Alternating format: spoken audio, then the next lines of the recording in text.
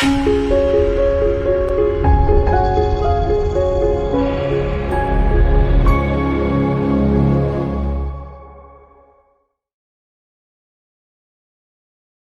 does your softness barometer measure at these days?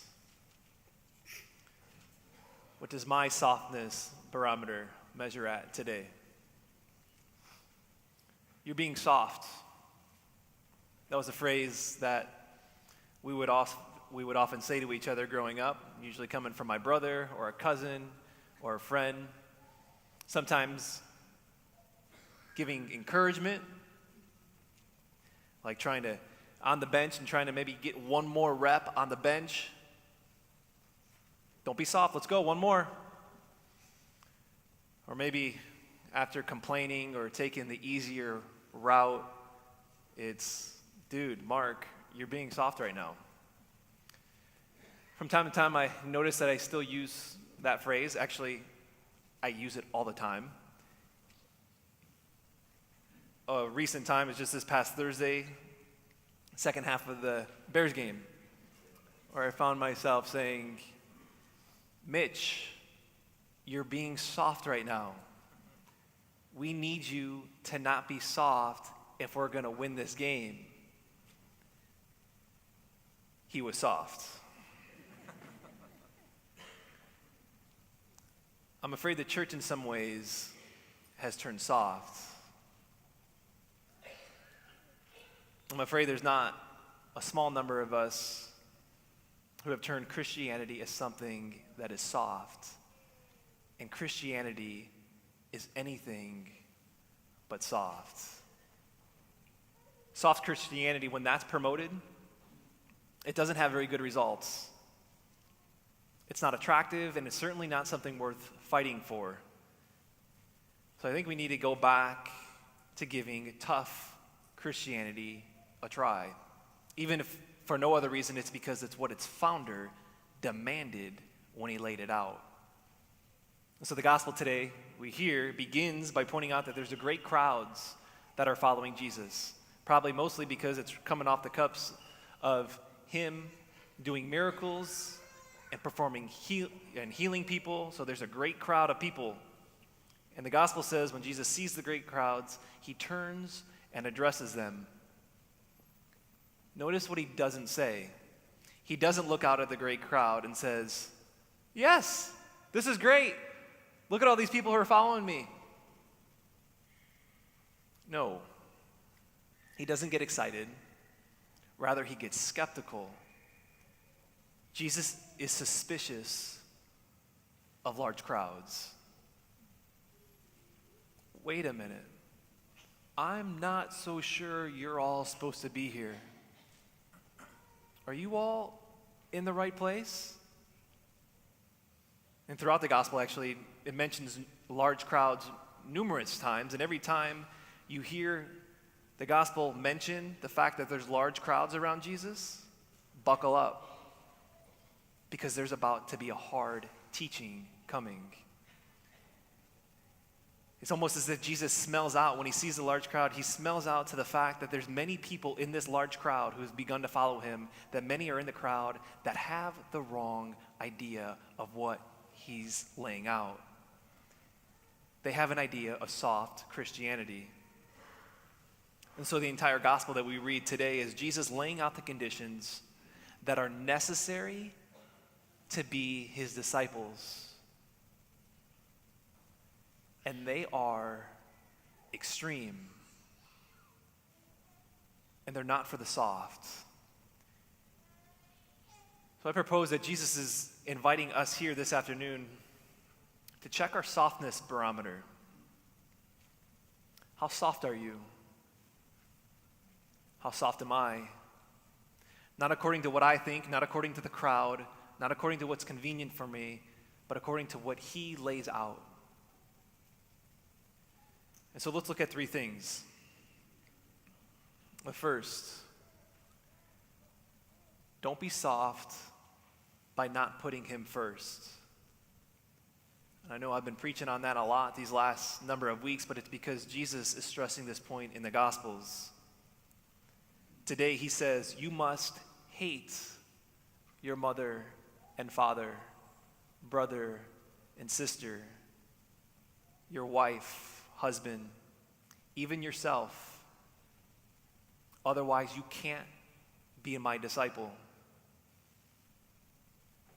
Jesus just said that.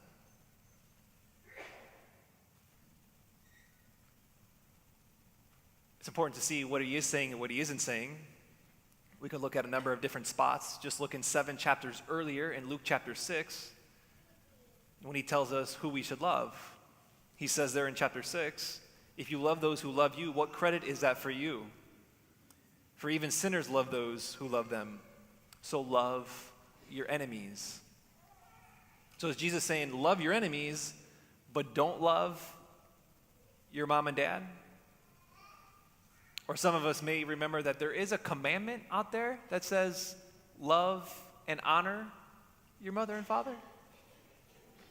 So does Jesus just contradicting himself? Did he kind of like, oops, made a mistake there? The word here for hate, our Jewish brothers and sisters, when they heard that word, meant something like loving less. So Jesus is saying to you, to me today, if you choose to follow me, you must love less your father, mother, brother, sister, children, friend.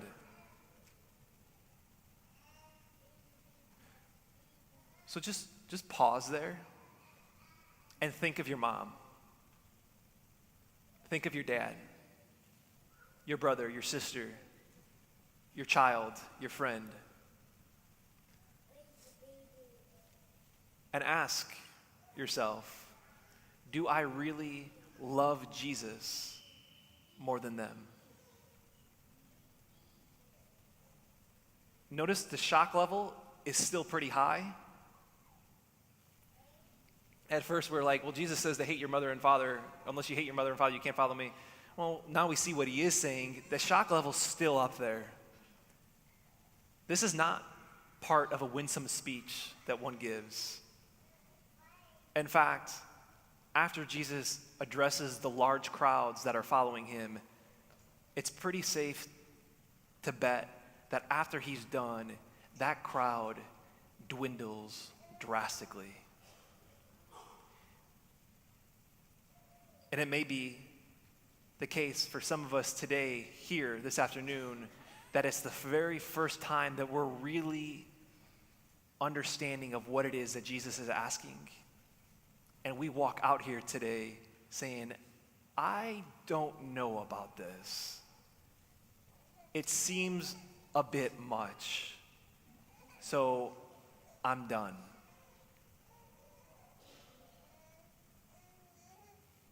How's your softness barometer doing right now?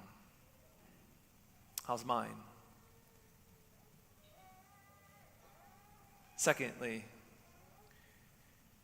don't be soft by not making a decision. When he turns and addresses the large crowd, the very first word out of his mouth is this: if anyone wants to be my disciple. Meaning a decision to follow him must be made. He demands it.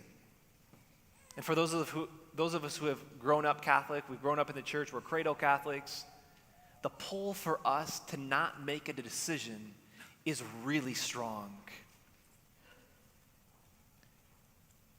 I'm Catholic, I'm doing this because it's how I was raised. It's what mom is, it's what dad is, it's what grandma and grandpa are. But as I said before, you can't be a disciple. Jesus says you can't be a disciple, you can't be Catholic, you can't be a Christian solely because mom is, because dad is. Rather, it requires a decision. And we're seeing maybe a new level of the softness barometer happen or take place today. It was last year Bishop Conlon, who meets a few times a year with the newly ordained. So he gathered maybe 15 of us, 20 of us last year, and I remember as we were all there, he said that for the very first time in the history of the church, we're beginning to see the faith not passed on from one generation to the other. In 1960, 80% of Catholics went to Mass on Sunday. Today, it's 20%. Parents are deliberately choosing not to sign their kids up and take them to religious education. We're seeing that throughout, not just here at this parish, not just in the diocese, but nationwide. There's something just over 1,000 kids from ages 6 to 13 at this parish. Half of them are registered for religious ed. And also small things, little things like taking a crucifix to a 2-year-old child and saying, "This is Jesus who loves you and died for you on the cross, that rescued you so you could be with him forever in heaven." It's happening less. The faith is being passed on from one generation less. So parents, don't be the reason why your children are soft. That is to say, don't be the reason that leads them to making a misinformed decision. They may make a decision not to follow him as they grow older, and they may make a decision not to follow him. And some of us here in this church this afternoon are painstakingly aware that that is the case, and you feel it every day. Just ensure that they aren't choosing not to follow him because what they've seen modeled for them is a soft Christianity.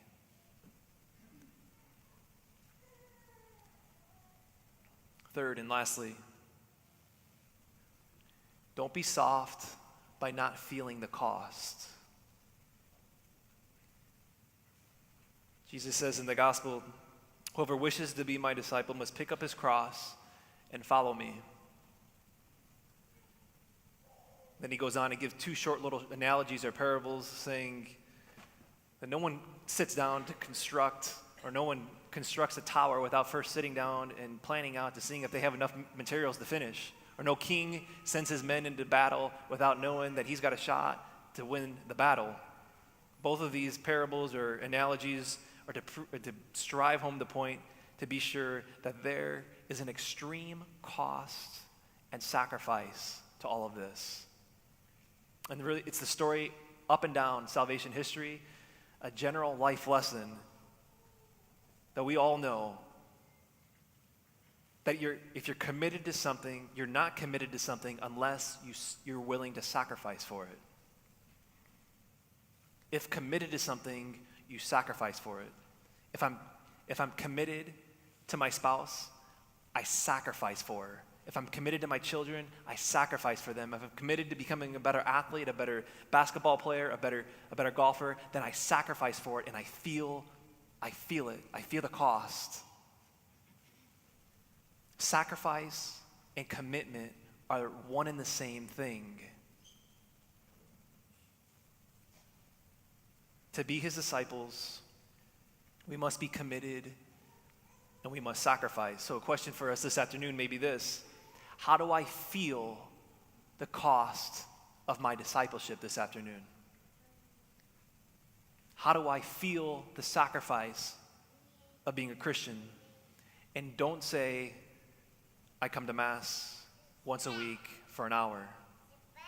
Judge that mentality with what Jesus is saying in the gospel today. He says it's going to cost you everything. So looking out at the crowd, we can imagine Jesus being done and saying, "Do you still want to be my disciple? What's your softness barometer at right now?" Some of us may be sitting here right now thinking, my softness barometer is reading a little higher than what I would like. I know that's what I was thinking this week as I spent time with the gospel. Or maybe some of us are even here, if we're honest, engaging against Jesus' words today, are thinking that my softness barometer is actually on the verge of breaking. For all intents and purposes, I'm a practical atheist. I don't have an intentional prayer life. I never open up the Bible. I've never really made a decision to follow him. I've never really made the decision to put him number one in my life. My life's a mess. My relationships are a mess. Jesus is not the center of any of them. And if that's us this morning, the Lord says to us, let's go. Let's get to work. Leave the crowd. And make a decision today to follow me, to ante up.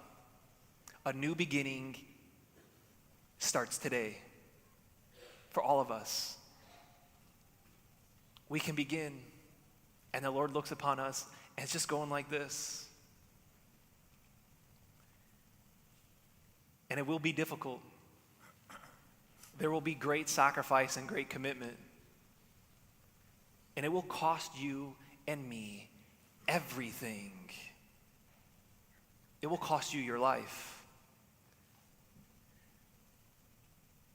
But in losing one's life, it is then that we will register a 0 on our softness barometer.